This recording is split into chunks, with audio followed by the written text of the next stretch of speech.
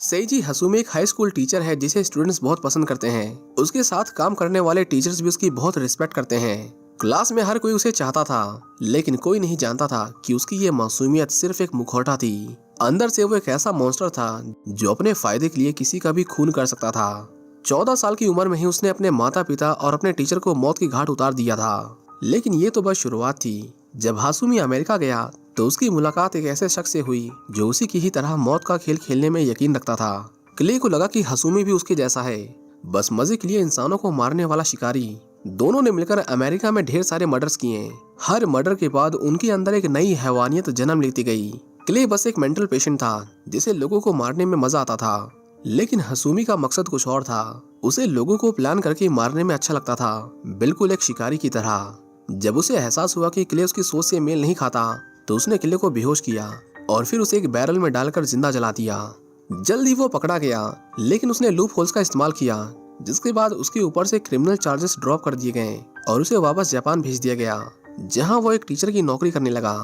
इसके बाद कहानी कुछ साल आगे बढ़ती है। हासुमी एक इंग्लिश टीचर बन चुका है। स्कूल में हर कोई उसे पसंद करता है, लेकिन किसी को उसके भयानक अतीत के बारे में नहीं पता था। एक दिन स्टाफ रूम में टीचर्स एग्जाम में हो रही नकल को रोकने के लिए मीटिंग करते हैं। हासुमी कहता है कि यह बच्चे एग्जाम में चीटिंग करने के लिए मोबाइल फोन का इस्तेमाल कर रहे हैं, क्योंकि वो एग्जाम में एक एक बच्चे की तलाशी नहीं ले सकते। इसलिए वो कहता है कि हमें सिग्नल जैमर्स का यूज करना चाहिए ताकि बच्चे एग्जाम में आंसर ना देख सकें। हालांकि दूसरे टीचर उसके इस आइडिया से सहमत नहीं होते हैं। वो कहते हैं कि ये कानून के खिलाफ है और ऊपर से इतनी छोटी चीज के लिए सिग्नल जैमर्स का इस्तेमाल करना सही नहीं है। क्लास खत्म होने के बाद तीन दोस्त आपस में बातचीत कर रहे थे।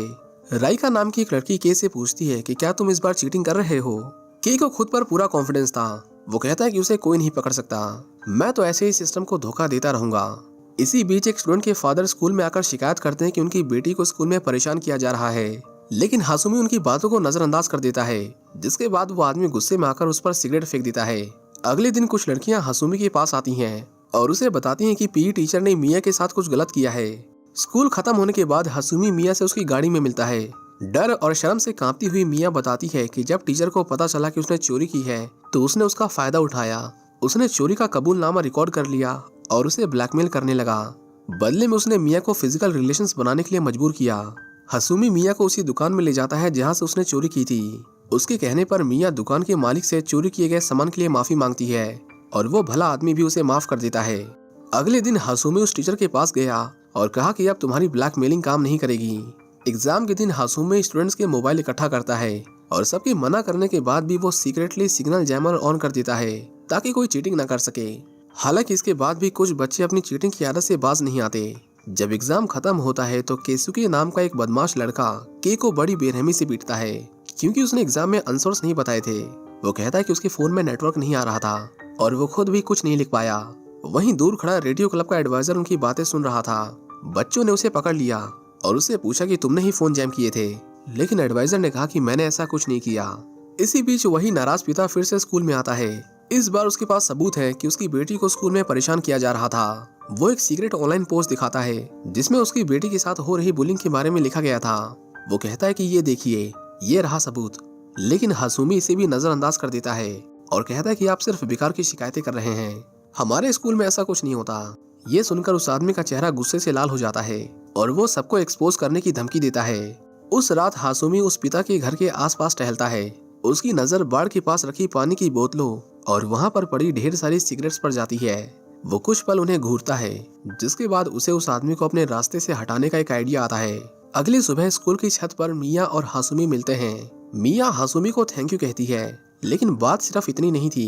वो हासुमी को किस करती है। पहले तो हासुमी उसे ऐसा करने से मना करता है, लेकिन फिर वो खुद को भी रोक नहीं पाता। तभी अचानक किसी की आहट होती है।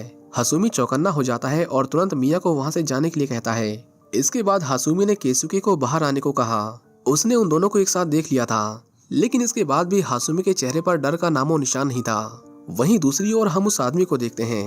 बेचैनी में वो अपने घर के बाहर बैठा था। वो एक और सिगरेट जलाता है, गहरी कशे भरता है और आधी जली हुई सिगरेट दूर फेंक देता है। लेकिन वो नहीं जानता था कि उसकी किस्मत भी उसी जलती हुई राख में लिखी जा चुकी थी। कुछ ही देर में वो आधी जली हुई सिगरेट ढनक कर उन बोतलों के पास आ जाती है और मिनटों में उसका पूरा घर जलकर राख हो जाता है। वो आदमी भी आग की लपटों में घिर जाता है और वहीं दम तोड़ देता है। अगले दिन एक डिटेक्टिव स्कूल के टीचर से मिलने आता है। वो समझ गया था कि ये सिर्फ एक हादसा नहीं, ये किसी की सोची समझी चाल थी जिसे बहुत प्लानिंग के साथ अंजाम दिया गया था। पता चलता है कि उसके घर के बाहर टंगी पानी की बोतलों में किसी ने पेट्रोल भर दिया था, जिससे आग और भी भयानक हो गई। सबसे पूछताछ करके जब डिटेक्टिव वहाँ से जा रहा था, तभी रेडियो क्लब का एडवाइजर उनसे मिलने आता है। वो कहता है कि उसे इसके पीछे हासुमी का हाथ लगता है, क्योंकि वो जिस स्कूल में भी जाता था उसके आसपास अक्सर ऐसे क्राइम्स बढ़ जाते थे, लेकिन डिटेक्टिव उसके क्राइम की इस कड़ी को जोड़ नहीं पाते। हम के को देखते हैं जो छुपकर उनकी बातें सुन रहा था। वो पहले से ही हासुमी को लेकर डाउट में था। वो जानना चाहता था कि हासुमी के पिछले स्कूल में क्या हुआ था। इसी बीच हासुमी एक आर्ट टीचर के पास जाता है।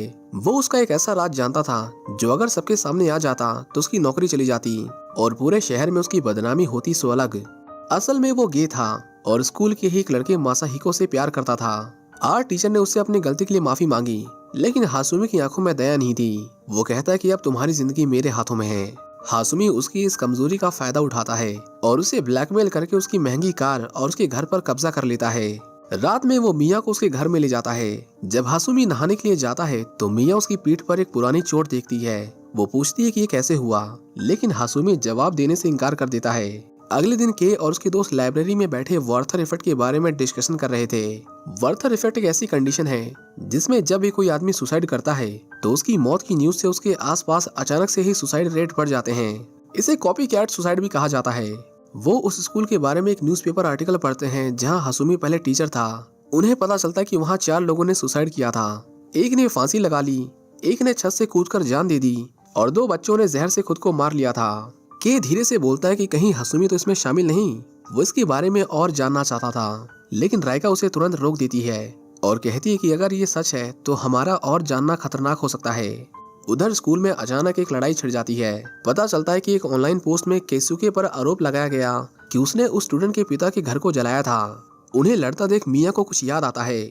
उस रात जब वो हासुमी के साथ सो रही थी तो हासुमी ने उससे पूछा था कि क्या वो किसी ऑनलाइन फोरम में पोस्ट कर सकती है। उसे शक हो जाता है कि ये पोस्ट शायद हासुमी ने किया है।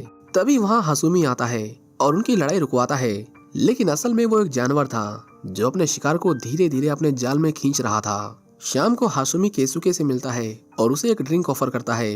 केसुके कहता है कि मैं पैसे नहीं लाया, जिस पर हासुमी जवाब देता है कि कोई बात नहीं, ये मेरी तरफ से है। रात में हासुमी अपने खंडहर घर में बिना कपड़े पहने वर्कआउट कर रहा था। बैकग्राउंड में एक पुराना गाना बज रहा था जो वो अक्सर किसी का खून करने के बाद सुना करता था। इसके बाद हमें एक फ्लैशबैक दिखाया जाता है जब हासुमी ने अपने पेरेंट्स का मर्डर किया था। वो अक्सर अपने एक मर्डर को छुपाने के लिए और मर्डर किया करता था। अपने पेरेंट्स के साथ भी उसने यही किया। पकड़े जाने से बचने के लिए उसने उस रात खुद पर कई बार चाकू से वार किया था। फिर उसने पुलिस को फोन किया और सब कुछ ऐसे प्लान किया कि लगे किसी ने उस पर हमला किया था। उस रात हासुमी ने सिर्फ अपने माता पिता को नहीं मारा था, बल्कि उसने अपने अंदर के इंसान को भी दफना दिया था। वहीं दूसरी ओर स्कूल का एडवाइजर के से मिलता है। उन दोनों को ही हासुमी पर शक था। जब एडवाइजर ने हासुमी के अतीत को खंगाला तो चौंकाने वाले राज सामने आए। हासुमी का पुराना ट्यूटर, उसके अपने माता पिता और वो हाई स्कूल जहाँ कई बच्चों ने एक के बाद एक सुसाइड किया था, सब एक ही कड़ी में जुड़े हुए थे। लेकिन एडवाइजर को पता नहीं था कि जिस कमरे में वो बैठा है वहाँ पर हासुमी ने माइक्रोफोन लगाया था। हासुमी अपनी सीट पर बैठा उनके हर शब्द सुन रहा था, जिसके बाद उसने उसे रास्ते से हटाने का प्लान बनाया। उस रात एडवाइजर ट्रेन में अकेला सफर कर रहा था। ट्रेन में भीड़ बहुत कम थी और जो लोग थे भी वो भी अपने फोन में बिजी थे। हासुमी उसके सामने आता है और पूछता है कि क्या वो उसके बगल में बैठ सकता है। उसके हाथ में एक बड़ा सा पत्थर था। उसने आसपास नजर दौड़ाई और उस पर अटैक कर दिया। फंदे से झूलती उसकी लाश अगली सुबह खबरों में छा जाती है।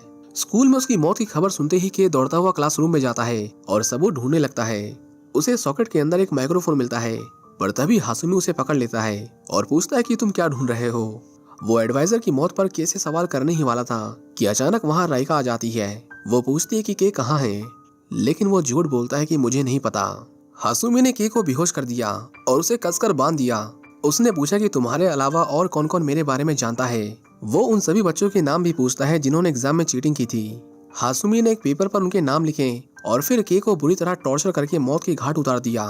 कुछ दिनों बाद हासुमी फिर से मिया को अपने अपार्टमेंट में ले जाता है। वो दोनों अब लवर्स बन गए थे। लेकिन जब हासुमी नहाने गया तो मिया उसका बैग टटोलने लगी। बैग में उसने कई मोबाइल फोन्स देखे। के जो कई दिनों से लापता था, उसका फोन भी हासुमी के बैग में मिलता है। मिया का दिल जोर से धड़कने लगा। उस रात वो हासुमी से पूछती है कि क्या तुम्हारे पास के का फोन है। हासुमी एक नकली हंसी हंसता है और कहता है कि जब हम ड्रिंक कर रहे थे तो के उसे वहीं भूल गया था, पर मिया को अब उसकी बातों पर यकीन नहीं होता। हासुमी को भी ये समझने में देर नहीं लगी कि मिया अब उसके राज के करीब आ चुकी थी, जिसके बाद उसने मिया को अपना अगला शिकार बनाने की ठान ली। उस रात उसने मिया